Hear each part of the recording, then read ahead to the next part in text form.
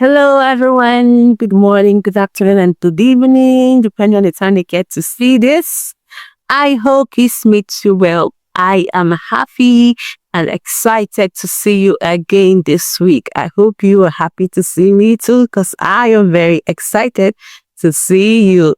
So, this is Leah from her podcast, and I am your host, heavenemmanuel. Here we draw lessons, timeless lessons from extraordinary biblical women, and we draw these lessons to apply them in our lives. So we apply the positives and we do away with the negatives by the special grace of God. So last week we started an episode learning from Leah. We know who is Leah. She is the first wife of Jacob, the patriarch Jacob, right? And then, her co-wife, who is also her sister, is Rachel. So we have learned from Rachel in one of our previous episodes. You have learned from Sarah, and now we are learning from Leah. So last week we said an interesting journey, an interesting delve into the life of this woman called Leah, and she's a very, very interesting character. If you haven't watched last week's episode, I think you need to go to keep you abreast with what I did today. So last week we saw two things about this woman Leah. We saw how a physical weakness or a little deformity, right, kind of affected maybe her self-esteem. So we talked about our appearance, we talked about our looks, and we said we shouldn't allow how people perceive us, characterize us. We should learn to see ourselves or view ourselves through the lens of God. And then we also saw that this woman was unloved. She wasn't loved. She wasn't loved, right? She wasn't loved by her husband.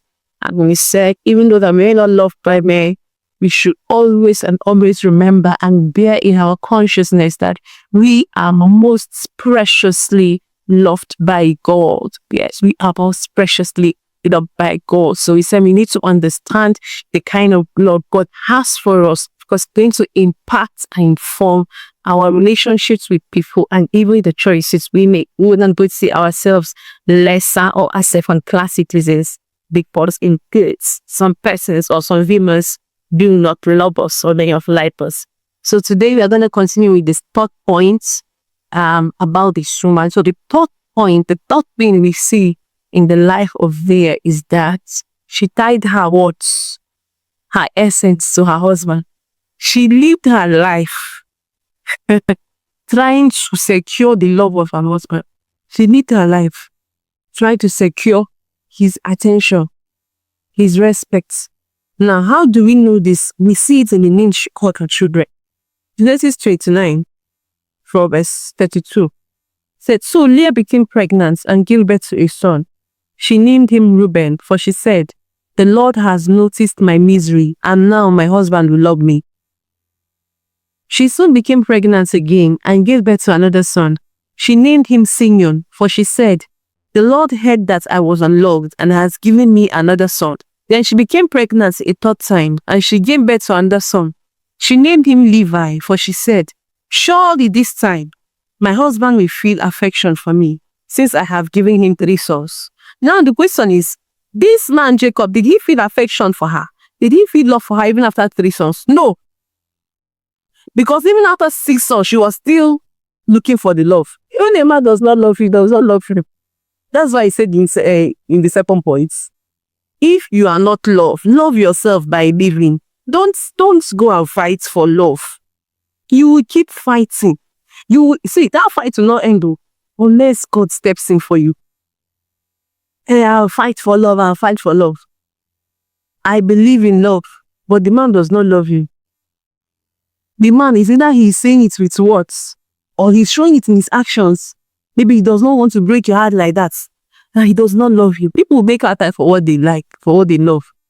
But he does not make out time for you. He gives excuse over stuff, important events and happenings of your life is that he intentionally forgets. He's not there. He doesn't celebrate you. He doesn't value you. He's only that is fighting for this love. The man is not fighting for the love with you. And you are fighting. You feel fight, enter marriage. You go see the bold when he fights. That fight no go end. You go they fight. It's not a fight. Hey God, my sister, don't fight for love. When love is not there, please love yourself and not believe. Do yourself the favor and excuse yourself from that equation. Or a man wants to put you in a state where they tell you, oh, there are 3 people who I want to check among the 3 of you which one is good. And you are doing everything you can. In fact, you never make blood come up on your body because you want to prove a point, say, of this man. And he tell you that you are trying, but you're not trying as Nkechi. Nkechi is doing so much. Do you know that Nkechi went and took a loan of 1 million and gave me? Yeah? Nkechi took a loan of 1 million. You want to take the loan for 2 million or 5 million so then give it. My sister, you will fight this fight. You will keep fighting it. You will not end in this fight. Even when you marry, you've not. But this lady called Leah.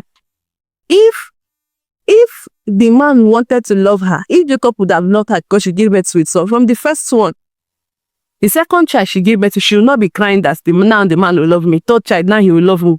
It will not be like that. So when a person makes it known to you, in words or in action, that's you're not loved. Excuse yourself from that environment. Don't stay there. Don't stay there. Don't belong there.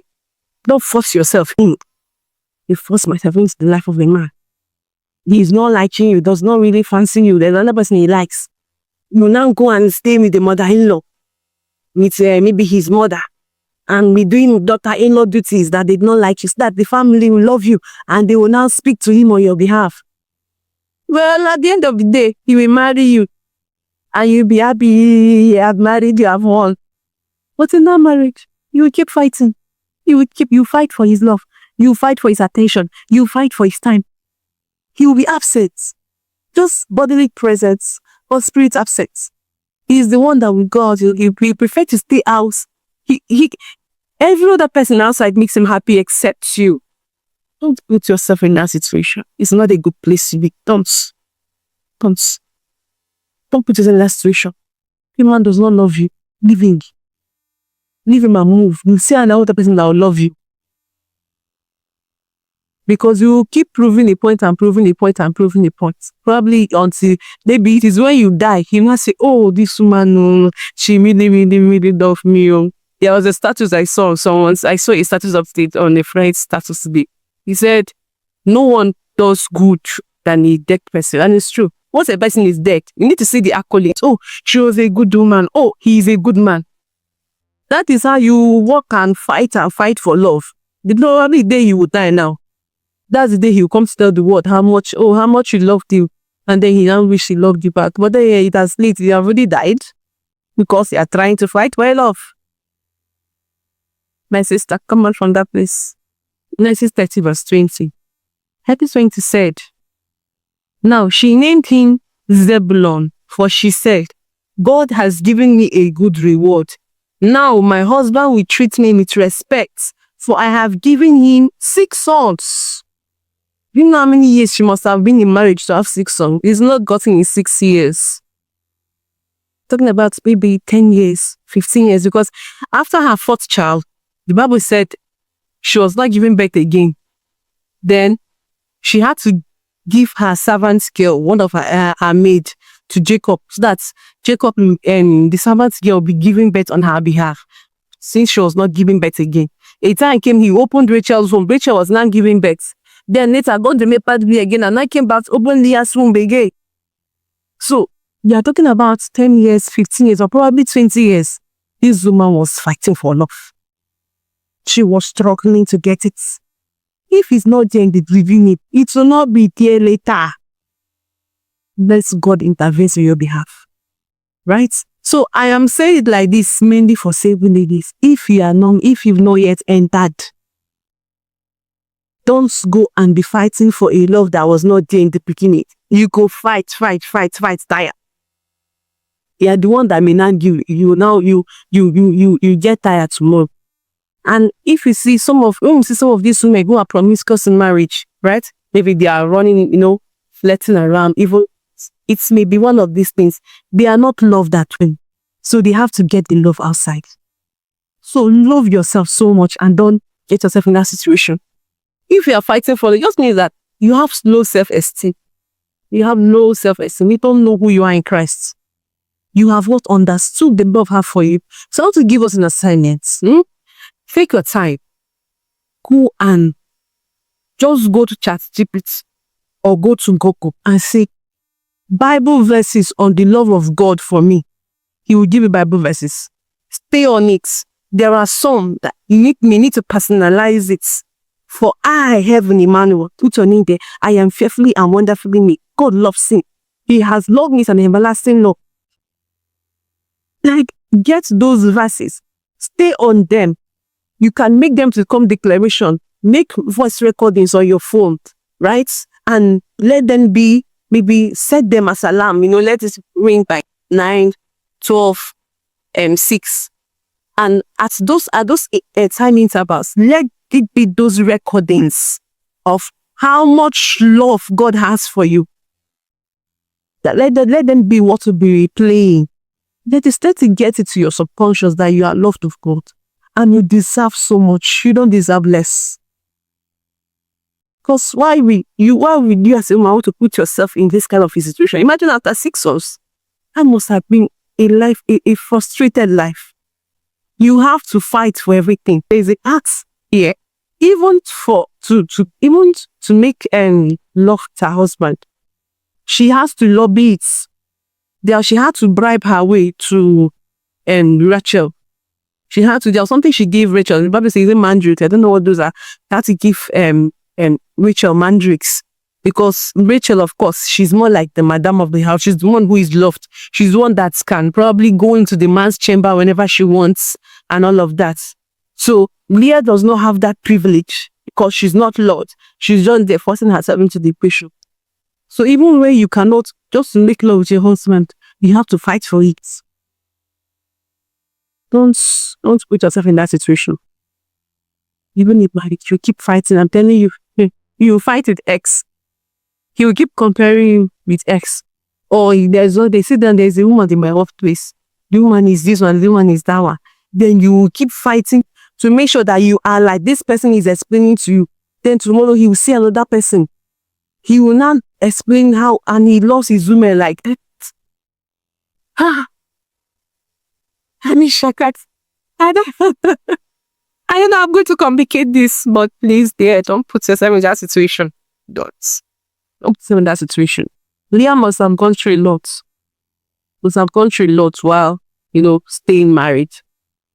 Maybe when Jacob's text seeing her might have been after the death of Rachel.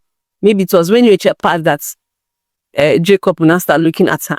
Who knows? Why? Because she was always in contention. She was always fighting. And the last point that we see from this woman, Leah, is that just like her sister, there was comparison. There was strife, there was comparison, there was envy, there was bitterness. The same thing with her sister Rachel. Bible says those who compare themselves to themselves are not wise. So don't be a person who is comparing, oh, I wish I'm like this one. I wish I'm like that person. Or something good is happening to the other one. You're not rejoicing with your neighbor because you wish, why is it not happening to you? It should be me. It should be me that is happening to. And because it's not happening to me, it doesn't mean to give person in cold treatment. But then your friend will be like, why are you treating me like this? You say, I know nothing. But in your heart, you are not happy that the person got admission before you. So what to celebrate your tracks? If you are bitter over the admission or that your friend got married before you are bitter about it, how then do you now expect to now get married? Or look at it now. So if this is what you desire, you should be happy for her. Be happy for your friend. Be happy for your sister. Oh, thank God that this thing is happening for her. This is something that I also desire for myself. Oh, and I pray that someday this will also happen for me and I'm going to share my testimony. Something like that. That is a good spirit, right? When we talked about Rachel, we talked about how all of this comparison envy, it saps gratitude, because you'll be looking at the other person, you're not seeing the one God is doing for you. Because your eyes is on my neighbor, your eyes is on my friend, your eyes is on one blessing. Oh, blessing's boyfriend, Ocean's boyfriend. He bought her a phone, the iPhone 17 Pro Max. That is the way your eyes is there. We're not seeing the good that God is doing for you. The good He is working out in you. You will not see it. And because of that, you won't live a grateful life. Thanksgiving will not be there. So, in summary, please love yourself as God loves you. One of the signs that you love yourself is not accepting a law that is not like the love of Christ. So the standard of love should be Christ. Right? I'm not saying that somebody should come and die for you. But it's not about that kind of selfless love, that kind of sacrificial love. Love is sacrificing of sacrificing a life. But what can this person give up? Can this person give up his comfort? Can this person give up things for you? And when that is not there, and it's like you're the one who is giving, and there's nothing coming to you, don't stay there. Don't stay there. Don't be like Leah. Leah must have lived a very, very frustrated. I don't think that she was a frustrated woman.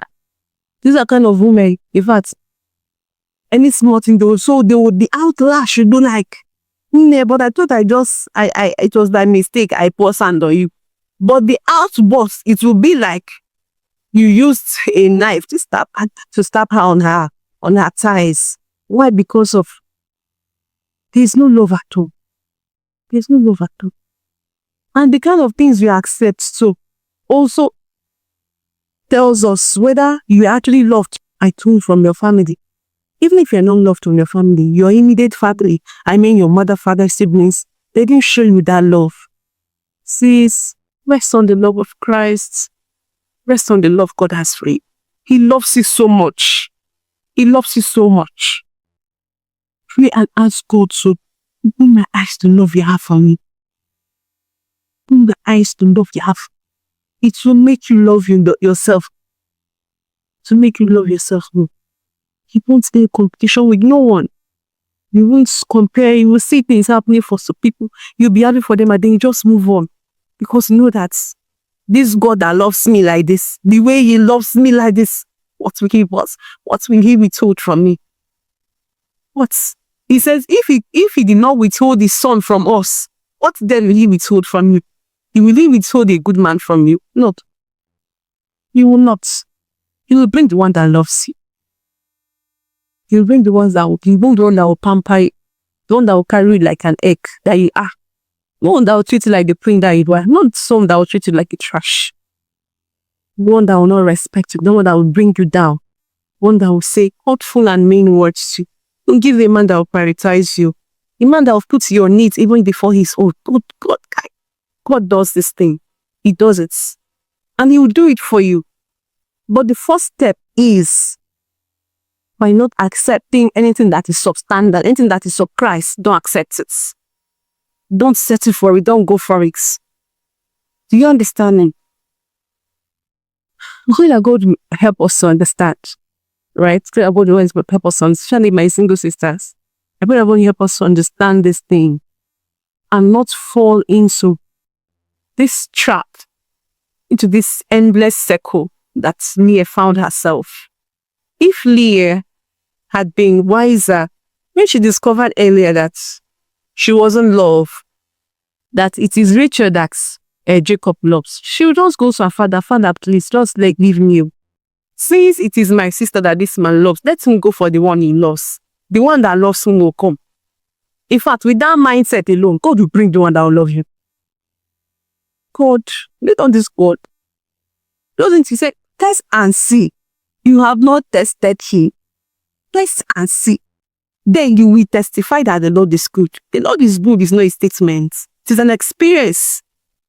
And you need to test Him in things, even in this world. In things like this, you need to test it. Don't hold on to relationships that are draining you, that are taken from you. they are even you don't have a relationship with Christ again because of a relationship. Don't stay there. Don't stay there. You want to build up yourself, and there's always telling you they do God, and this God. The one that will not help you to come close to Christ, the one that will rather pull you away. You want to fly as a high flyer you are.